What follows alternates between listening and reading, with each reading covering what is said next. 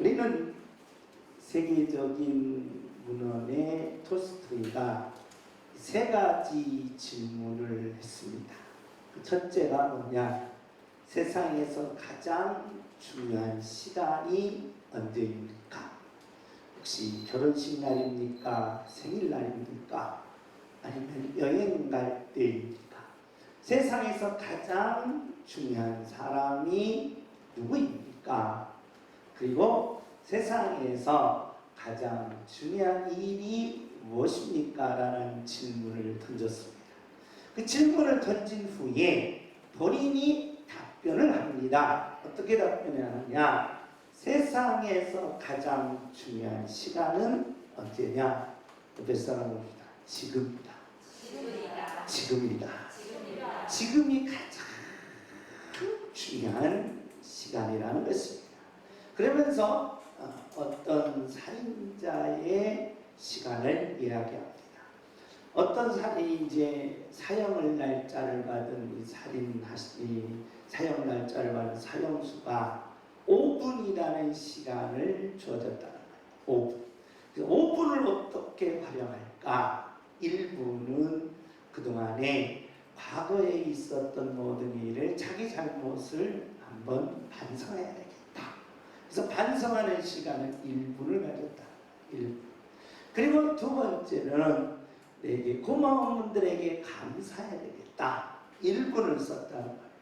이제 3분 남았습니다. 3분 동안 내가 가장 중요한 이 일을 어떻게 할까 하다가 그만 도움으로, 어떤 사람의 도움으로 사형을 면하면서 그 시간 관리를 그렇게 중요하게 여기게 되었다는 겁니다.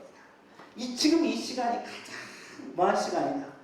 중요한 시간이라는 겁니다. 두 번째는 세상에서 가장 중요한 사람은 옆에 사람 봅시다. 바로 당신이요. 바로 당신이요. 당신이 가장 뭐예요? 중요한 사람이야. 귀중한 사람. 그래가지고 가장 중요한 사람이기에 눈을 올렸다 내렸다 하지 말라는. 옆에 사람은 올렸다 내렸다 하지 마. 시작. 올렸다 내렸다 하지 마. 눈 까지 말라는 거예요. 그러니까 올렸다 내렸다 하면서 막 올라갔다 내려갔다 하지 말라는 거예요. 가장 옆 사람이 가장 뭐예요? 중요한 사람. 가장 소중하고 가장 중요하고 가장 아름답고 가장 위대한 사람인데 그 사람을 괴롭히고 그 사람에게 올라갔다 내려갔다 하지 말라는 거예요. 그래서 가장 중요한 사람은 지금 현재 지금 옆에 있는 사람이다. 그래서 아내를 가리켜 뭐라고 말하는 거예요? 옆헌내라. 옆에 있는 사람이 가장 소중한 사람이라는 겁니다. 그 다음에 세상에서 가장 중요한 일이 뭐냐? 톨스토이는 이렇게 말합니다. 바로 현재 지금 내가 하고 있는 일이라는 거예요. 그러니까 남의 떡이 커 보인다는 것은 거짓말이라는 거예요. 그러니까 지금 현재 여러분이 하고 있는 일, 그리고 여러분이 하고 있는 직장, 여러분이 하고 있는 사업, 여러분이 하고 있는 지금 이 예배가 가장 뭐하다? 중요한 일이다. 이 일을 하는 사람은 반드시 모든 삶을 기적으로 바꿀 수 있다는 것입니다. 주목을 합니다. 주여, 내게 기적으로 바꾸는 일이 일어나게 하옵소서. 주여, 내게 기적으로 바꾸는 일이 일어나게 하옵소서. 아멘. 왜 우리는 기적으로 바꾸는 일이 있어야 된다는 겁니다. 그렇기 때문에 저와 여러분이 이 땅에 살면서 지금 내가 하고 있는 이 시간, 내가 하고 있는 이 사람, 내가 옆에 있는 가장 중요한 나의 일, 이 세 가지가 모두 합쳐질 때 인간은 기적의 역사를 만들어낼 수가 있다는 겁니다. 내 모든 삶을 기적으로 바꾸게 하옵소서. 주여, 내 모든 삶을 기적으로 바꾸게 하옵소서. 아멘. 아멘. 우리는 하나님을 만나는 방법을, 하나님의 이름을 부르라는 것입니다.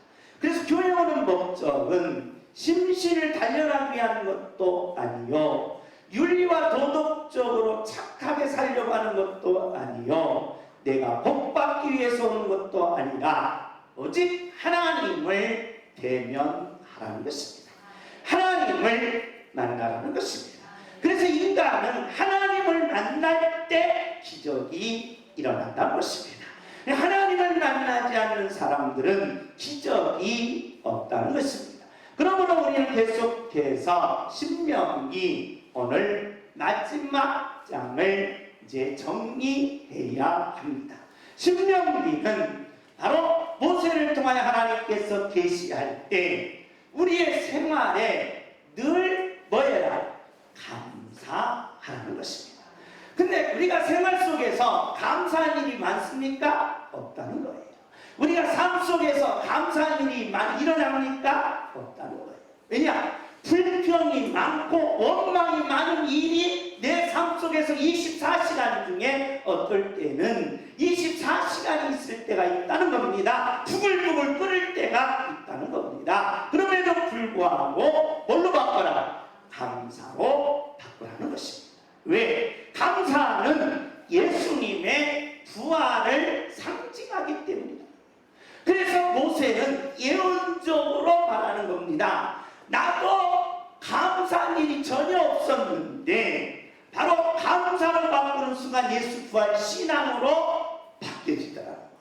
그래서 예수님의 부활의 신앙은, 감사는 반드시 나를 일으키고 반드시 나를 전진하게 만들고 반드시 승리하게 만들더라는 것입니다. 그러므로 저와 여러분이 부활신앙의 감사가 내 입에서, 내 마음에서, 내 뼛속까지 이루어지시기를 예수님의 이름으로 축복합니다. 주여 감사하며 살게 하옵소서. 주여 감사하며 살게 하옵소서. 아멘. 이제 우리는 마지막 모세가 하나님께로부터 받은 감사하는 자의 축복이라는 것입니다. 하나님께서 모세를 이제 어디에 데려가시느냐? 1절입니다. 우리 다 같이 읽습니다. 시작. 모세가 모압 평지에서 노산에 올라가 여호와 하나님 불씨가 산꼭대기에 이르매 여호와께서 길라 동산의 강까지 보이시고. 모세가 120살에 하나님이 이제 야 모세야 나하고 갈 때가 있다 하고 이제 모세하고 손을 잡고 비스가산 꼭대기에 올라갔습니다. 그랬더니 거기가 쫙 펼쳐지는 거예요. 우리가 등산을 좋아하는 우리 유충상 집사님 등산 가서 꼭대기에서 사진 찍은 걸 종종 보내줍니다. 김정숙이 화내가지고 왜 등산 안 가냐고 시부렁시부렁 그랬는데 나는 다 비스간산은 꼭대기에 있는다 라고 하면서 농담할 때가 있습니다. 산에 딱 올라가면 동서남북이 확 트인다는 거예요. 그런데 하나님이 모세를 딱 올려다 놓고 동서남북을 바라보는데 그 바라보는 것이 어디냐? 아브라함과 이삭과 야곱에게 약속하신 그곳이 바로 보여지더라는 겁니다. 그러면서 모세에게 이렇게 보여주었다는 것입니다. 그러면서 우리 모세를 한번 살펴보면 모세는 1세에서 120세를 삽니다. 그런데 120세를 사는데 하나님이 모세를 어떻게 인도하셨는가? 오늘 신명기 마지막에 창세기, 출애굽기, 레위기, 민수기, 신명기는 하나님께로부터 모세가 계시받습니다. 이제 모세 시대의 마지막이라는 것입니다. 그런데 하나님이 120년 동안 모세를 어떻게 인도하셨는가? 1세에서 44까지는 궁궐 생활을 합니다. 궁궐. 그런데 이 궁궐 생활을 하는데 참 신기해요. 당시에 바로왕이 어떻게 했습니까? 모든 남자아이는 죽이라는 겁니다. 왜? 아니 종들이 이 인구가 많아지니까 이제 주인은 인구를 적게 나고 종들이 인구가 많으니까 야 나중에 종들이 반란을 일으켜서 이 애국을 장악하면 안 되겠구나. 그래서 여자아이는 살리고 남자는 다 죽이라는 겁니다. 그래서 어쩔 수 없이 이 유대인들은 다 죽게 됩니다. 낳기만 하면 죽여야 됩니다. 안 죽으면 그 부모와 그 삼족까지 멸하는 겁니다. 그런데 모세의 어머니와 아버지는 용기가 있었나 봅니다. 낳고 보니까 이놈이 똘똘한 거예요. 죽일 수가 없는 거예요. 그래서 입을 덮어놓고 젖먹이고 입을 덮어놓고 젖먹였는데 이놈의 새끼가 엄마나 아버지의 그 사랑을 받았으면 좋은데 성질이 개떡 같은지 울어대는 거예요. 울어대니까 감당 못하는 거예요. 왜? 울면 밖에서 저 집 애기 낳구나 확인해서 남자이면 안 죽이면 어떻게 하냐? 부모님이 다 죽으니까. 그래서 할 수 없이 바로 갈대 상자를 엮어서 나일강에 띄워버렸습니다. 버렸다는 거예요. 아이를 버리는 부모님의 심정을 이야기한다는 겁니다. 이제 3개월 동안 키웠는데 애가 울음소리가 너무 크기 때문에 버려버린 거예요.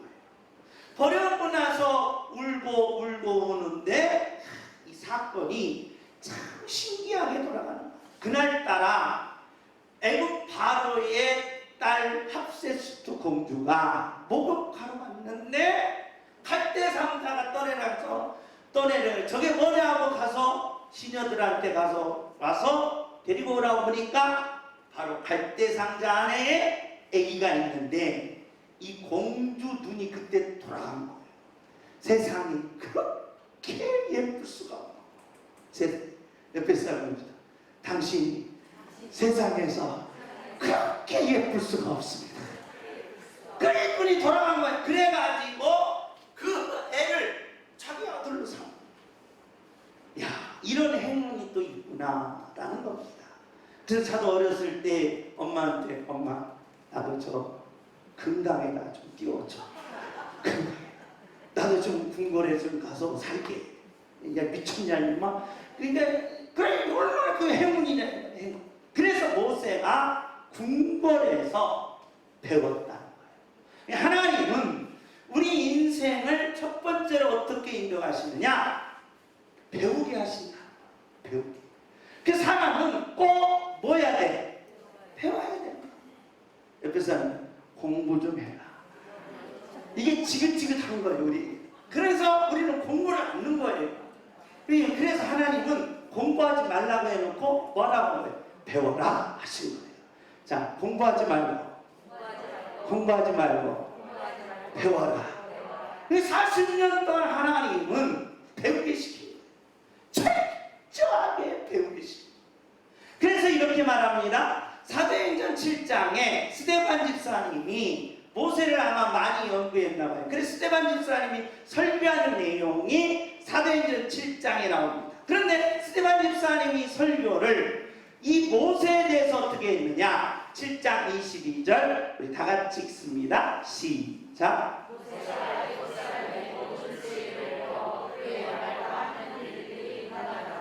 40년 동안 모세가 철저하게 배웠다.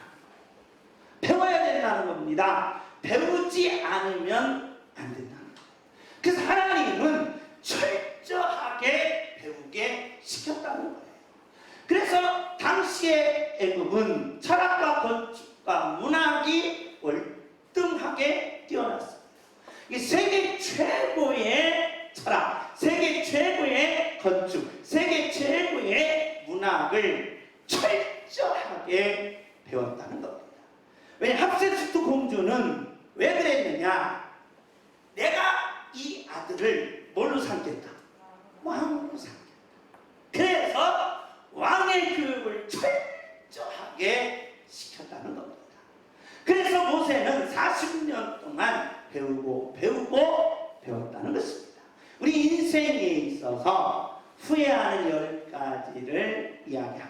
많은 어르신들은 70대, 60대가 이렇게 통계학적으로 10가지 후회하는 걸 이야기했습니다. 그 첫째가 뭐 하는 거? 저축 좀 할 거. 저축 좀 할 거. 60대가 되면 그리고 70대가 되면 이 저축하는 것이 후회된다. 그래서 양문교회 교인들도 꼭 저축하시기 바랍니다. 아니, 먹을 것도 없는데 무슨 저축. 그래도 저축하시기 바랍니다. 저축. 둘째, 아내에게 좀 뭐예요? 더 잘해줬을까? 아내에게 더 잘해줬을까? 남자들만 손 들어보겠습니다. 남자들. 아내에게 죽도록 잘하겠습니다. 시작. 아내에게 죽도록 잘하겠습니다. 그렇죠. 그렇게 하셔야 돼요. 아내들은 그냥 웃기만 하는데 인사를 하는 거예요. 그럴 때. 아내에게 죽도록 잘하겠습니다. 딱 한 번만 하면 안 된다니만. 한 번만 하면 안 되고 여러 번, 수백 번, 수천 번 하라 이 말이에요. 시작. 아내에게 죽도록 잘하겠습니다. 이영숙 집사님 최고 그게 잘하죠.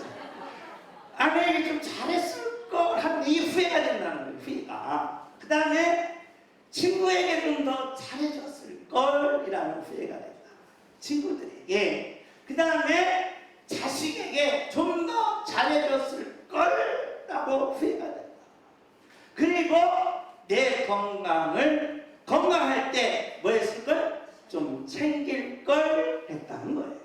이 5가지는 이해가 가요. 그런데 이 3가지. 뭐 좀 해줄 걸? 공부 좀 했어. 공부를 많이 했어야 되는데 이 공부하는 것이 후회가 된다. 공부. 배우지 아니하는 것이 후회가 된다는 거예요. 그러니까 배움이 필요하다는 거예요. 배움. 그런데 우리는 딱 초등학교 3년, 초등학교 몇 년이죠? 6년, 그 다음에 중학교 3년, 고등학교 3년, 대학교 4년 하면 안 해. 공부를 안 해. 안 한다. 그러니까 공부 좀 많이 했으면 좋겠을 것. 근데 보세요. 재능, 일기, 기술이 다 뭐와 관계돼요? 배움과 관계돼요. 4가지를 후회하고 있어요. 4가지. 그러니까 저와 여러분이 하나님이 우리를 훈련시킬 때, 하나님이 모세를 훈련시킬 때 다른 거 않고 계속 뭐하게 하셨다? 배우게 하셨다. 배우게. 그래서 저와 여러분 지금도 뭐 해야 된다? 배워야 된다. 배워야 된다. 주먹을 주여 배우며 살게 하옵소서. 주여 배우며 살게 하옵소서. 주여 배우며 살게 하옵소서. 아멘. 배우며 살라는 거예요.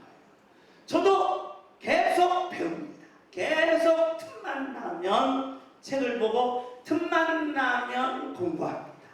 그러면서 삼일체 조직신학의 논리를 철학하고 대비시키면 여러분 철학의 이제 지도를 그려내는데 철학을 계속 넣었어요. 그러니까 계속 배우라는 거예요. 배우고 또 배우고 또 배우고 그래서 계속 배우라는 거예요. 그런데 우리는 안 배우고 어디 올라가려고만 한다는 거예요. 하나님은 그렇게 하지 않겠다. 안 배우고 올라가려고 하지 말고, 안 배우고 성공하려고 하지 말고, 안 배우려고 승리하지 말고, 안 배우고 내 모든 것을 다 성취하려고 하지 말고 지금 이 시간에 뭐라는 거예요? 배우라는 거예요. 그래서 어떤 일이든 잘 배우는 하나님의 자녀들이 되시기를 예수님의 이름으로 축복합니다. 주먹을 주여 하면 배우며 살게 하옵소서. 주여 배우며 살게 하옵소서. 주여 배우며 살게 하옵소서. 아멘. 배우며 살라는 거예요. 배우지 아니하면 안 된다는 것입니다. 두 번째로 모세의 인생의 1세 40년까지는 배웠다. 철학과 건축과 문학을 철저하게 궁궐에서 배웠다는 거예요. 그래서 여러분과 제가 가장 배움이 좋을 때가 언제예요? 그렇지. 부모님 밑에 있을 때 놀고 먹으면서 배우잖아요. 근데 여러분이 장가가고 시집가고 여러분의 직업을 가졌을 때 배우려고 하면 힘이 들어요. 그래서 후회가 되는 거예요. 부모님 밑에 있을 때 무진장 뭐 할 걸? 배울 걸. 아니 그래 홍식이 알았냐? 부모님 있을 때 가장 좋은 기회라. 부모님 뼈골을 빼먹을 기회가 그때라는 거예요. 그때. 그러니까 여러분 장가가면 이제 부모님이 배우라고 하지 않는다. 시집가면 부모님 배우라고 하지. 아 그때 그냥 놀고 먹을 때 열심히 배워서 얼마나 좋냐. 그런데 궁궐에다 데려놓고 그냥 배운 것이 하나님의 모습. 이게 하나님의 교육 방법은 배우라는 거예요. 두 번째로 40세에서 80세까지는 뭐였다? 훈련을 시켰다. 배운 것 가지고는 된다 안 된다? 안 된다. 뭐가 있어야 된다? 훈련이 필요하다는 것입니다. 그러므로 저와 여러분이 많이 배웠다면 그 많이 배운 것이 교만이 되면 인생의 실패자가 된다. 많이 배운 것이 자기의 고집과 아집이 되면 인생은 넘어지고 만다. 많이 배운 것이 오히려 상대방을 무시하고 업신여기면 그 사람은 결국에는 쓰러지고 만다는 것입니다. 그래서 하나님께서는 많이 배우되 뭘 시켰다? 훈련을 시켰다는 거예요. 그래서 모세를 어디로 쫓아보내냐? 그 궁궐에서 어디로? 광야로 쫓아보냈다는 거예요. 그것도 이상하게 뭘로? 도망자로 쫓아보낸 거예요. 도망자. 빼도 박도 못하게 아예 광야로 가면 도망자는 나올 수 있어요? 없어요? 없어요. 죽자 사자 거기서 훈련을 받아야 한다는 것입니다. 그래서 저와 여러분이 배웠다면 우리는 뭘 해야 된다? 훈련이 있어야 한다는 겁니다. 이것이 인간에게 있어서는 모세는 이렇게 40년으로 나누었지만 나의 배움과 나의 훈련과 나의 사명이 같이 올 때가 있다. 그래서 우리에게는 동시에 같이 오면 계속 배워야 되고 계속 훈련을 받아야 되고 계속 이 사명을 가지고 일어나야 된다는 거예요. 이것이 믿는 자의 승리가 있다는 것입니다. 자, 모세가 광야로 도망갈 때 바로 광야에 도망가서 살인자로 도망갔습니다. 도망가가지고 무슨 살인을 했어요? 처가살인을 했다. 껍질이 몇만만 있어도 몇만만 있어도 서만만 있어도 어디 가서 안 사는데 처갓집 가서 안 사는데 얼마나 왜 비참하겠어요. 서만이 없어서 어디 가서 사는 거예요. 처갓집 왕자가 하루아침에 껍질이 서만도 없어. 거기 가서 그냥 40년 동안 죽자사자 사는 거예요. 죽자사자 사는데 그의 삶이 무슨 삶? 종의 삶이었다. 우리 한번 출애굽기 2장 17절입니다. 우리 다 같이 읽습니다. 시작.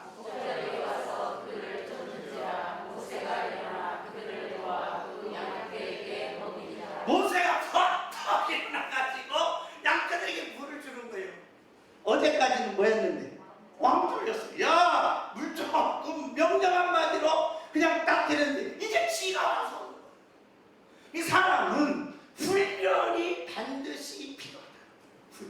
그러니까 이 훈련이 왜 하나님은 저와 여러분에게 배우게 하시고 훈련하게 하시느냐라는 것입니다. 우리 한번 마태복음 20장 28절입니다. 우리 다 같이 읽습니다. 시작. 인자가 온 것은 섬김을 받으려 함이 아니라 두려워 섬기려 하고 자기 목숨을 많은 사람의 대속으로 주려 함이니라. 자, 하는 예수님은 우리는 뭐라고 하냐? 이사야에서 그는 뭐예요? 기묘자라. 예수님은 뭐라고 해요? 묘사라. 그 다음에 예수님은 뭐예요? 전능한 뭐예요? 하나님이라. 전능한 하나님이 이 땅에 온 거예요. 그러면 전능한 하나님은 말 한마디로 다 같이 있어요. 할 수 있어요. 보리떡 5개 5,000명을 먹이는 건 그건 세 발의 피예요. 전능자는 온 만물을 창조하고 모든 것을 다 말씀 한마디로 모든 것을 이룰 수 있는 분이라. 그런데 그 전능자가 와서 제자들의 뭘 시켜요? 발을 시켜요. 발을 시켜요. 그래 우리는 이런 능력, 이런 본능, 이런 지혜, 이런 기적을 가졌다면 발을 시키겠어요? 안 시켜요. 야, 천사들 와서 발 시켜. 명령을 내리든가 아니면 기적적으로 요술로 로봇을 만들어갖고 그 사람 발을 딱 시키면 깨끗하지. 이게 깨끗하지. 개운하지. 그렇게 했을 거예요. 그런데 손 원수 전능자가 발을 씻겼다. 능력을 닦아줬다. 왜? 바로 훈련은 우리에게 무슨 효과를 가져오느냐? 내 자신을 올려주고 내 자신을 높여주고 내 자신을 성공자로 이끄는 것이 아니라 내가 가진 배움을 가지고 뭐라고? 섬기라. 이 섬김이 바로 훈련이다. 근데 우리는 섬길 줄을 모르는 거예요. 섬김을 받으려고 하고 갑질하려고 하고 높이 올라가서 누르려고 하고 올라가면 올라갈수록 사람을 무시할 수밖에 없는 인간의 욕망, 무의식의 욕망을 자제할 길이 없다. 이길 힘이 없다. 여러분과 제가 지금은 착하지요. 지금은 참 선하죠. 지금은 정말 아름답죠. 옆에 사람 보세요. 자, 내가 얼마나 선한가? 시작. 내가 얼마나 선하냐? 물어보세요. 내가 얼마나 선하냐? 굉장히 선해요. 굉장히. 옆에 사람 물어보세요. 내가 지금 얼마나 선하냐? 물어보세요. 시작. 굉장히 선합니다. 그런데 여러분과 제가 1000억이나 2000억, 1조, 10조를 가졌다. 선해요? 천만에 맞습니다.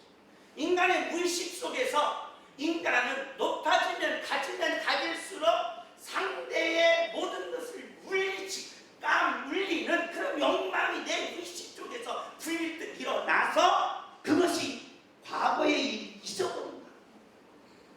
이걸 잠재할 능력이 없다는 거예요, 인간은. 그렇기 때문에 하나님은 그것을 뭘 통해서? 훈련을 통해서, 섬김을 통해서 내 속에 있는 무의식을 뭐여라?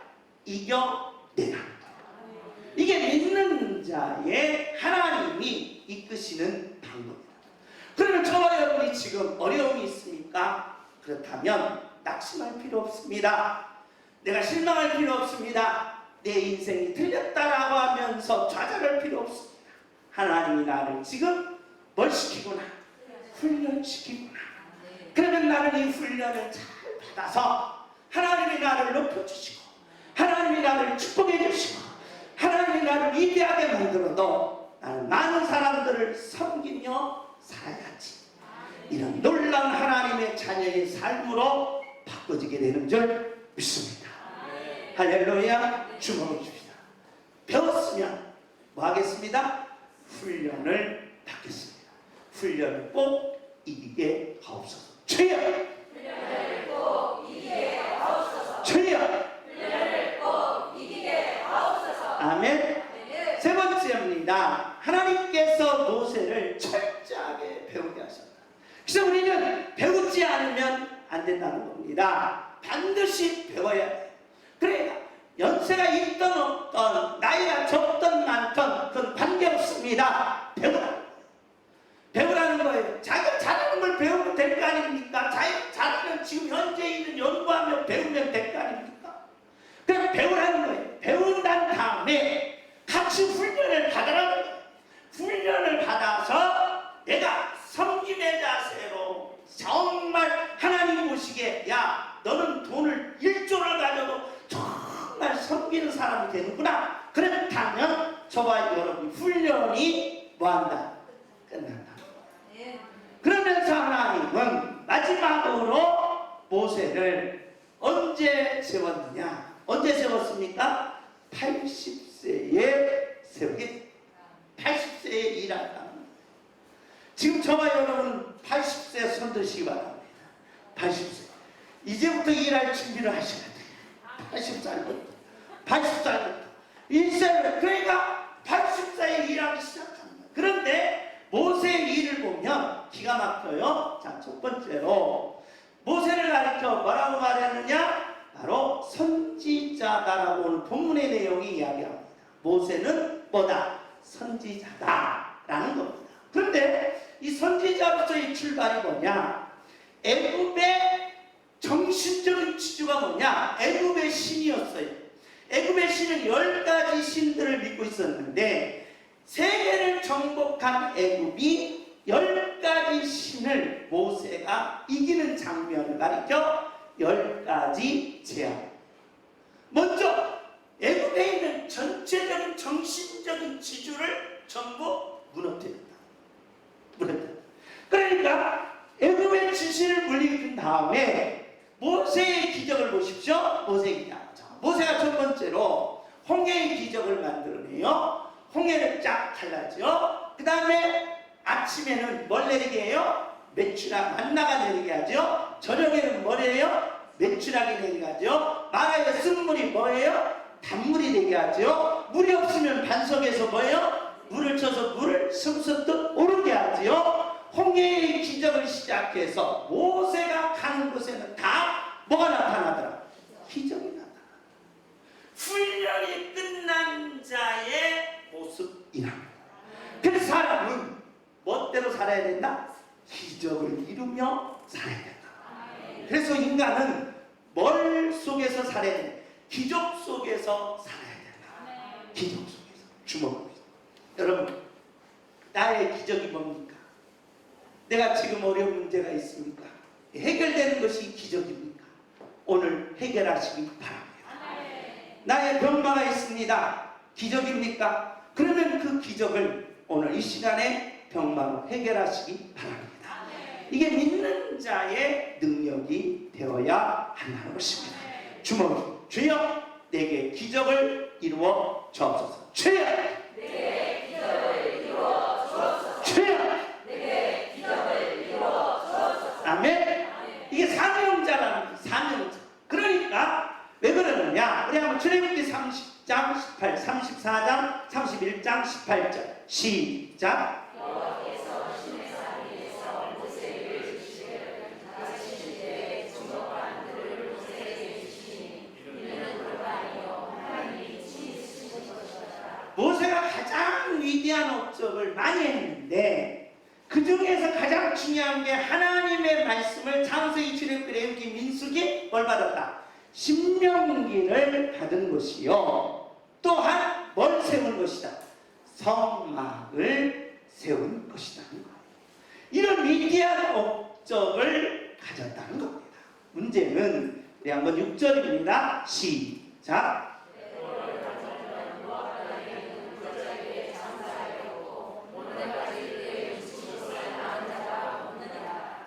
모세의 이런 엄청난 업적을 가졌다면 모세는 뭐가 되어 있어야 돼? 신이 되었어야 돼. 그런데 모세는 이름도 없이 뭣도 없어요. 무덤도 없다. 모세는 뭣도 없어요? 이름도 없고 뭣도 없어요? 무덤도 없어요.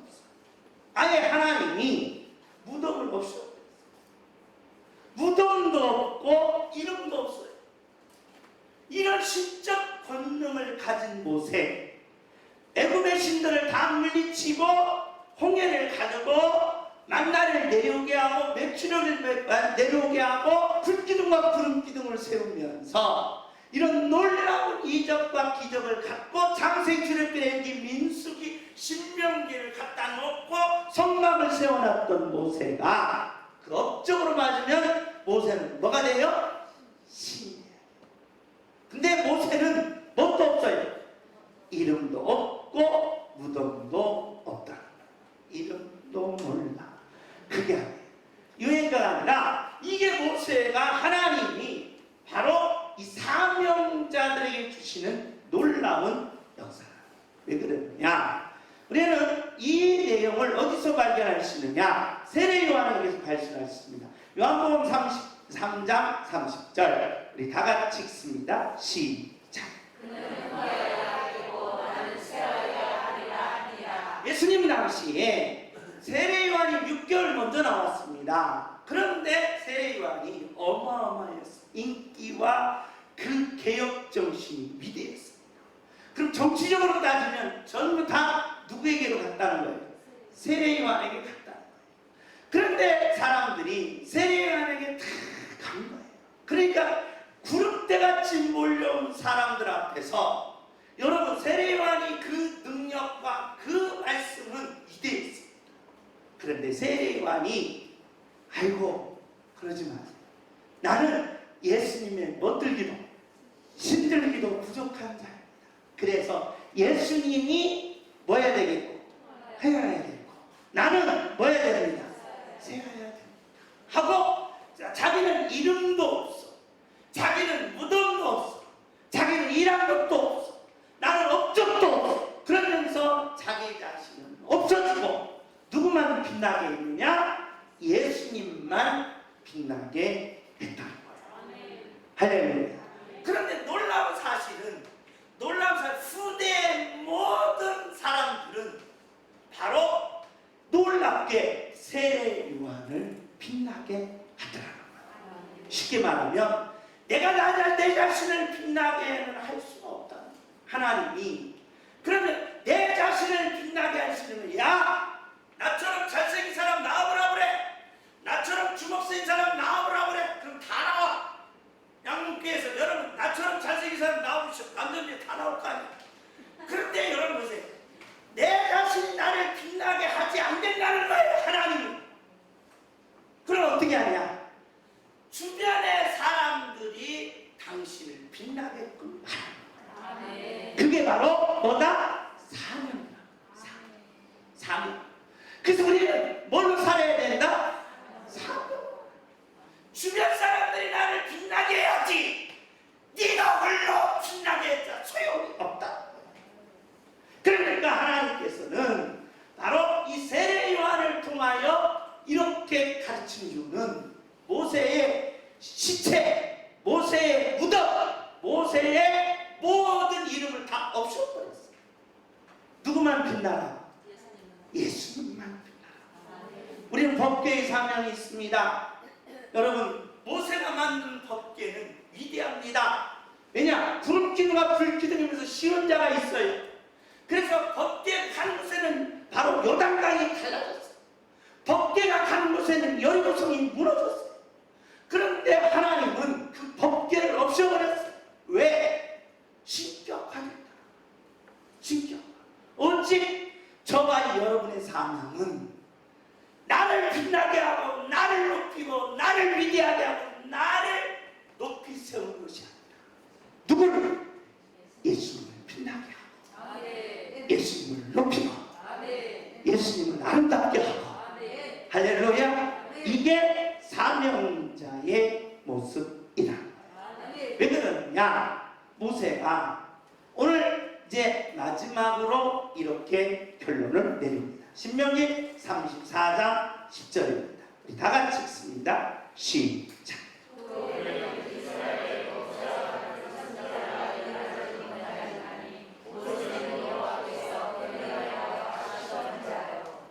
하나님을 만나고 나니까 자기 자신이 뭐더라?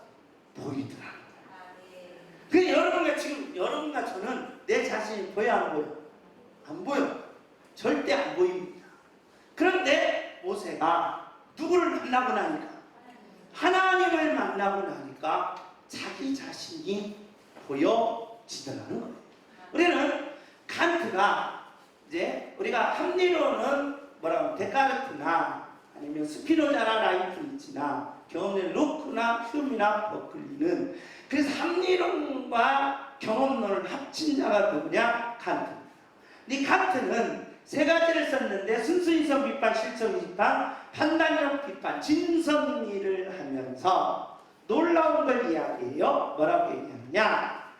우리의 현실과 우리의 초월 세계를 건널 수 없는 강이라고 얘기해요. 이건 플라톤하고 거의 비슷합니다.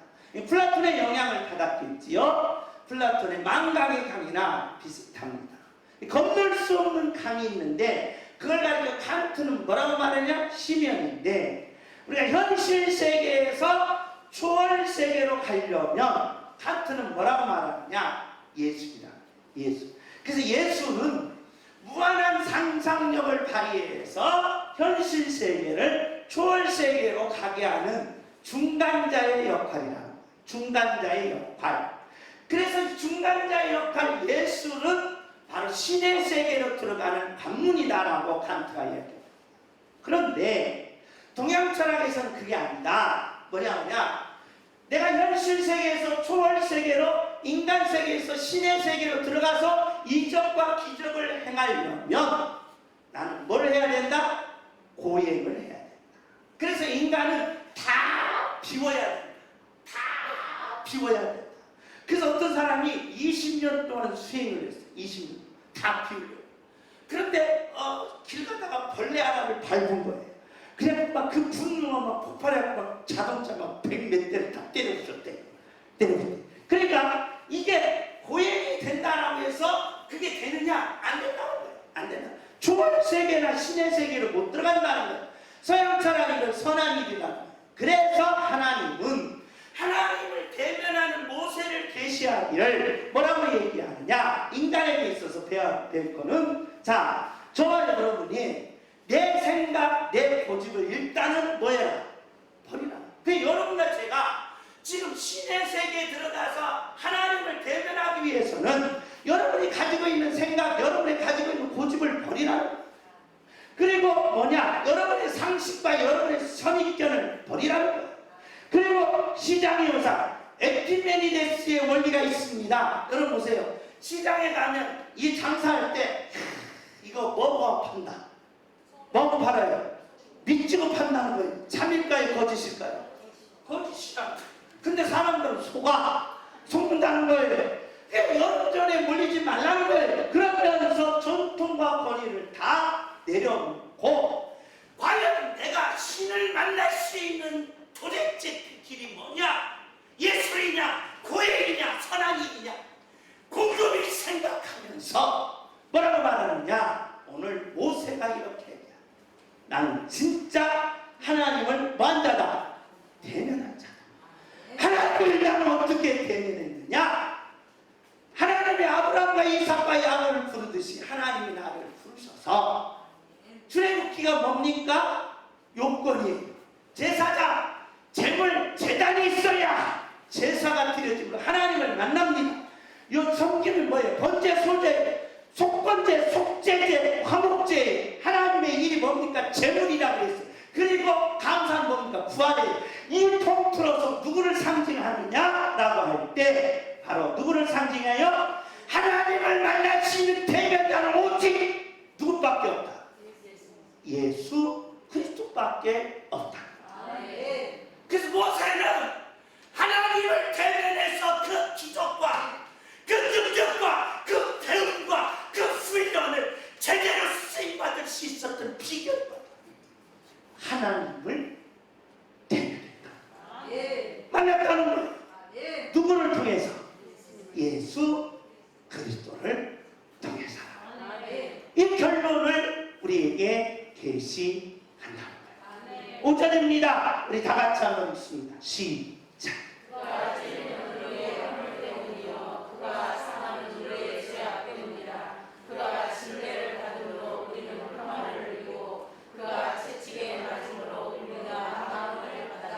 할렐루야. 모세가 자기 자신이 40년 동안 배웠습니다. 교만해도 됩니다. 왕권을 회복해도 됩니다. 자기가 다시 들어가서 왕이 돼도 됩니다. 그런데 묵묵하게 훈련을 받습니다. 나는 훈련을 받는 기간이다. 나는 훈련 동안에는 저는 아무 말을 하지 않는 것이다.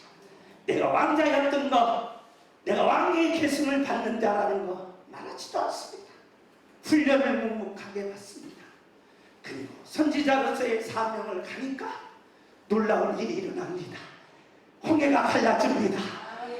하늘에서 만나가 떨어집니다. 반석에서 물이 터집니다. 아, 기적 같은 일이 있구나. 기적이라는 일이 내게도 있구나. 우리가 현실을 살아보면 앞뒤 한번 막혔을 때 기적 같은 일이 내게도 부어진다는 거예요. 누구를 만났을 때? 하나님을 대면했을 때. 하나님을 대면했을 때 풀리지 않은 일이 풀리고 너무 정말 괴롭고 꽉 막힌 나의 질병들이 치료받고 내 모든 문제가 해결되는 대면이 열리더라는 것입니다. 그게 뭐냐? 예수님이 나를 위하여 십자가에서 돌아가시고 저와 여러분을 하나님의 자녀로 삼아 주셨다는 것입니다. 6절입니다. 6절 우리 다 같이 읽습니다. 시작. 우리는 다 양같아서 그를 행하여 각기 제비로 갔거늘 여호와께서는 우리 모두의 죄악을 그에게 담당하시니라. 모세는 이렇게 말합니다. 나는 내 이름도 없습니다. 나는 내 무덤도 없습니다.